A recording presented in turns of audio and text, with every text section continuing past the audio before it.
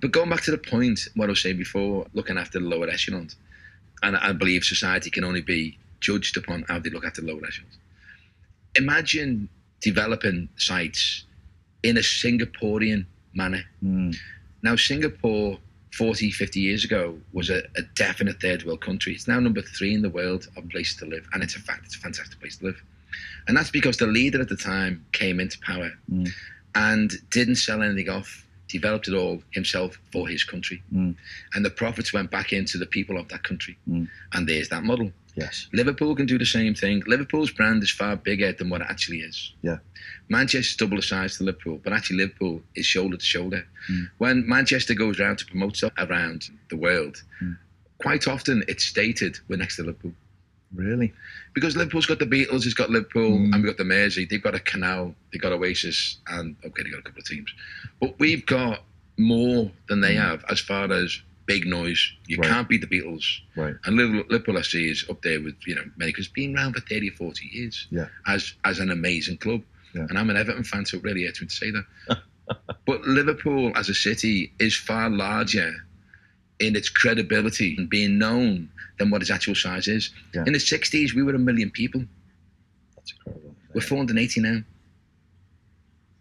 Really? In the 60s, we were 1 million people. Liverpool as a city, I'm not talking about the metro area now. Yeah. Which is 2 million. City, yeah. I'm talking about the city of Liverpool, it's 480. In the 60s, we were 1 million people. Then the 80s, we were 700,000 people. And then we had Dedicat and then the Margaret Thatcher and the issues of what happened there. And I'm not blaming Dedicat for all that, by the way, because a lot of people went on to scam and all of the areas. But we did lose 240,000 people, over a period of time. And it's because of the obvious knock-on effect. If someone comes in as the leader, however way that works, or even to help, imagine building 1,000 apartments a year, which is very easily achievable.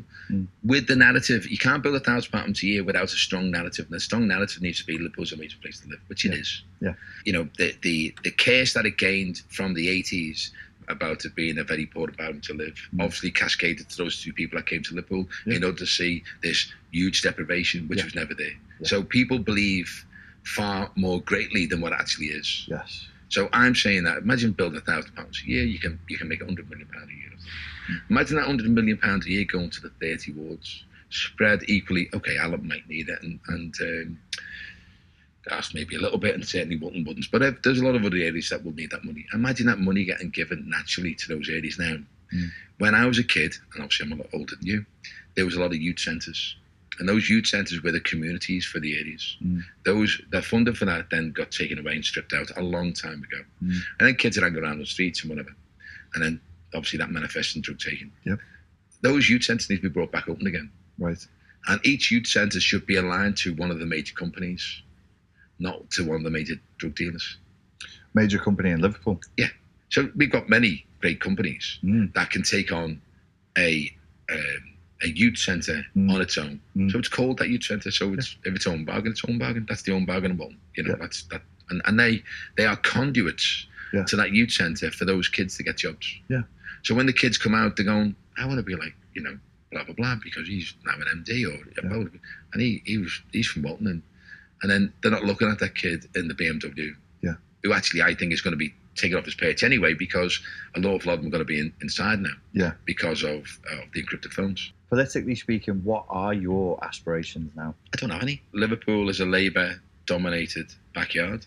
Yeah. And I would like it to be a non-political garden. Okay. Even though you are a Labour voter, you are not a... It's a difficult point that you're not a supporter of the way it's dominating the city at the moment. I really like Keir Starmer. Yeah. As someone who's extremely stable. How could I ever vote for Labour locally after fraud and corruption, after the way that they have treated their city, having been in power?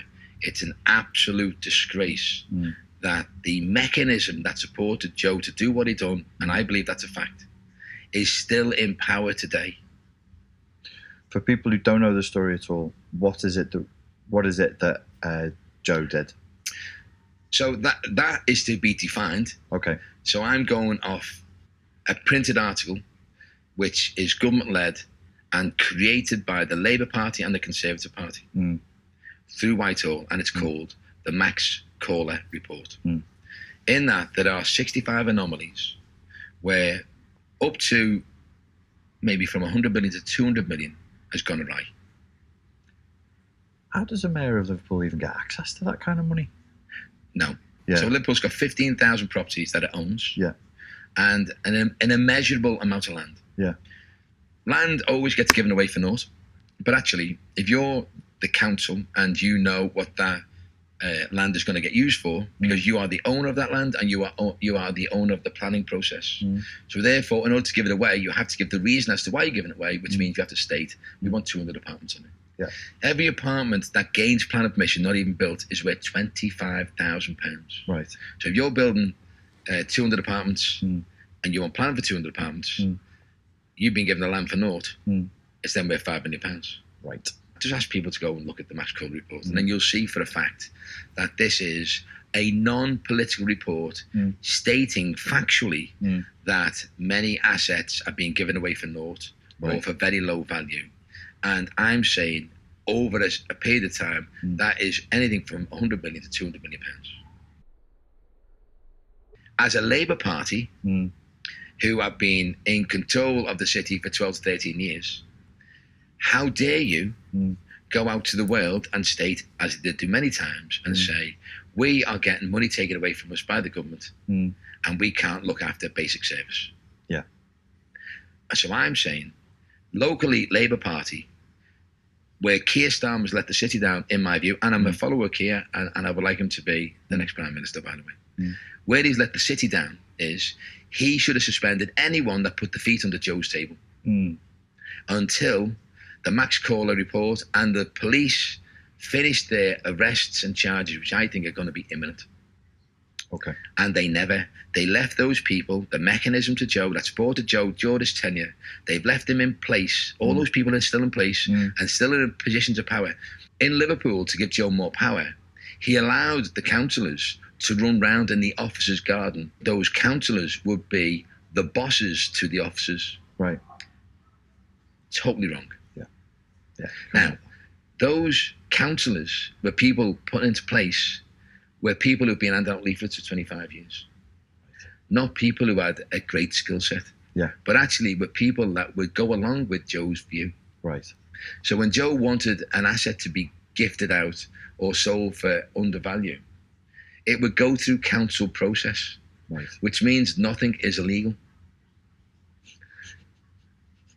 There's a trapdoor waiting for Joe, and I think that's where Joe will fall down. Right. But that will come in the next month or two. I believe the next month or two, now Perda is out the way. Yeah. I believe there'll be a lot of arrests and charges. I believe the council created malfeasance to cause harm in a public office against a Scouser who employs 1,600 people. Yeah. Against a Scouser that brings an immeasurable amount of tourism to the city. Yeah. And their view was, take him out. Right. And that's why the Echo wrote 85 negative stories on me. Yeah. But I've never sold an asset.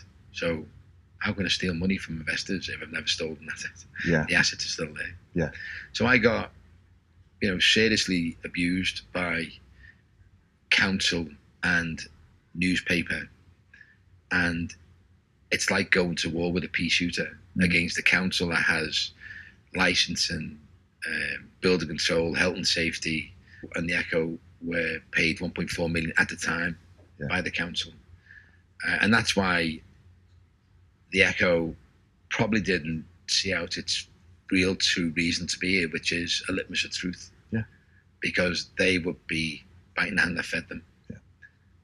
And I suppose the angle to that would be the ex-editor ended up getting a job with the ACC, which was something that Joe Anderson built and controlled, and a good thing what he'd done actually.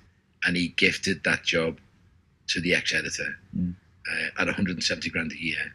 What does an editor know about an event centre? Right. But that's a thank you, isn't it? Yeah. So I don't think the Echo actually done its job, but I do think the Echo could put those wrongs right now. They're starting to turn the corner now, starting to tell the truth about what transpired and what the future holds. Yeah. And they haven't done that now for many years because they were getting 1.4 million.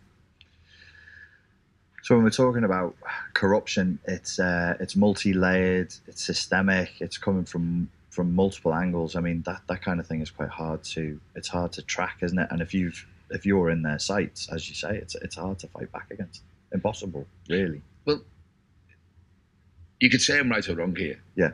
But I decided early on to fight against it. Yeah. So I came out. You can trace my podcast going back 2 years now, and I've certainly paid the price for going against them. Yeah.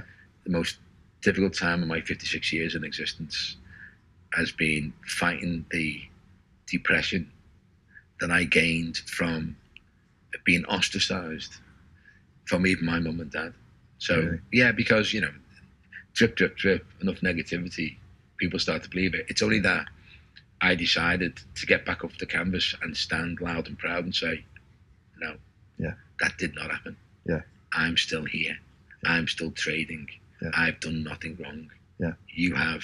Yeah. Time will tell, and we'll see what happens when the dust clears. We'll see how they rear their heads again when the police are there and there's arrests and charges, which I think are very much imminent. And I think that then clears my name, and that then gives me the opportunity then to go against the council for malfeasance to cause harm in a public office, which actually is a jail term. Is it really? Yeah. Oh, yeah. It's very little used because it's very hard to prove. But in a civil court, it may be just a tad easier. Well, I hope that has a positive outcome for you, because I'm sure it would make life a lot easier to live. I think going through the arrogance of being a major developer, losing an awful lot of money, which I don't care about, by the way, at all. Having been a guy that brings in tourism, creates jobs, gives back seamlessly, and does homeless shelters, to be deemed as someone that is none of the above for a period of time, it's fine to me now, but it wasn't when I was in the eye of the storm. Yeah. Actually, I found very, very, very difficult. I'm actually in a good place now. I'm happy in my own skin. I'm happy where I'm at.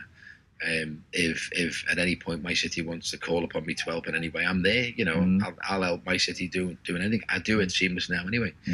But the political world, I do not sit within the Labour Party. Right. I may support the Labour Party, but I'm all oil and water to them. Yeah. They're never going to ask me to represent them in any way. And I know that because when the last mayor was chosen, I sent an email, put myself forward. I didn't even get an email back. Right. So I know the Labour Party don't deem me as one of their own, even though I'm son of a docker, son of a court worker. My dad, had one leg while he worked on the docks. Lived on invalidity benefits all our lives. I'm the litmus test to that. I am what really should be spread out amongst Liverpool's, impoverished, to say, look, this can happen. You can. Yeah, it's been tough, the last 2 years. But who in tourism hasn't had a tough time? Over the last 2 years, I've had a very tough time.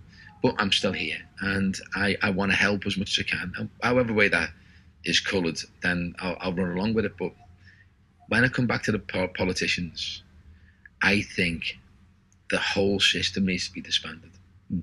And it needs to be relooked at again. And I do think there needs to be other people of different ilk brought in. And I don't think it should be just about career politicians anymore, which it clearly is.